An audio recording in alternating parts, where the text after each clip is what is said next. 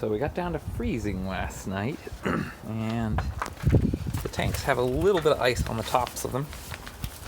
I had my friend who had one of those FLIR cameras that can measure temperature come out and check them last night, and they were about 10 or 15 degrees warmer than the air temperature last night, which was about 30 degrees.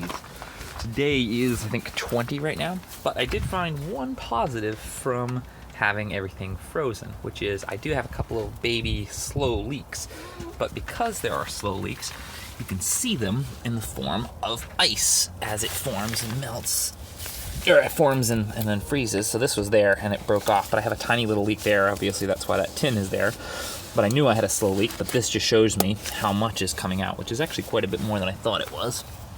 And you can see down there further in, there's another one. And that is where actually my dog ran into the pipe and he pulled it apart a little bit. I tried to seal it, but didn't do a very good job. But now I know that those two spots are still leaking water, and I can remedy for that.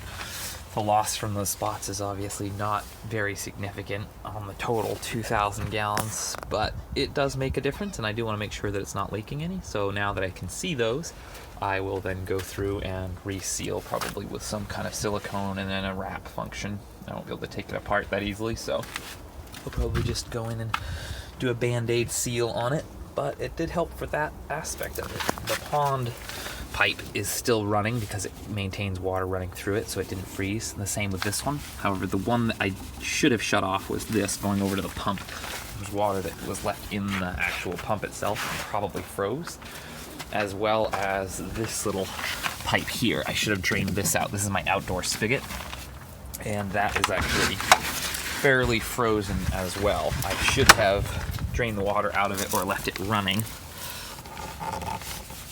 overnight because it's frozen. And then this, I popped the cap off the drain last night, or this morning rather, from overnight having a small amount of water in it. That water, which is underground, all stayed completely liquid and poured out into the driveway and then froze this morning. But this is my only real concern of the entire system, which is the spigot that I didn't drain out first, which could have been prevented if I just turned the water off or left it running. Oh, there's a little bit of dripping out, but not much. But I would say the positive to take away is if you do have any slow leaks, you'll be able to identify them very quickly based on their trail of ice that they leave behind. I also have the pond. Had a little bit of ice on it this morning. The garden's pretty frozen, although I think the dill and the onions are still alive. Yeah, the dill's looking pretty grim, but the onions that are still wintering over are still alive in there. That's pretty good. So, go over to the pond.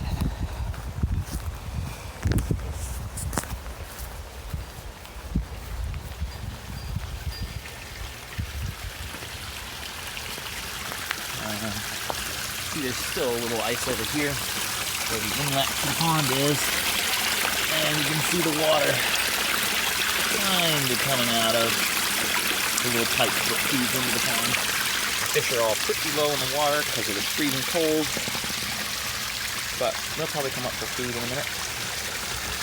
And then the little tank back there is trying to keep those guys alive.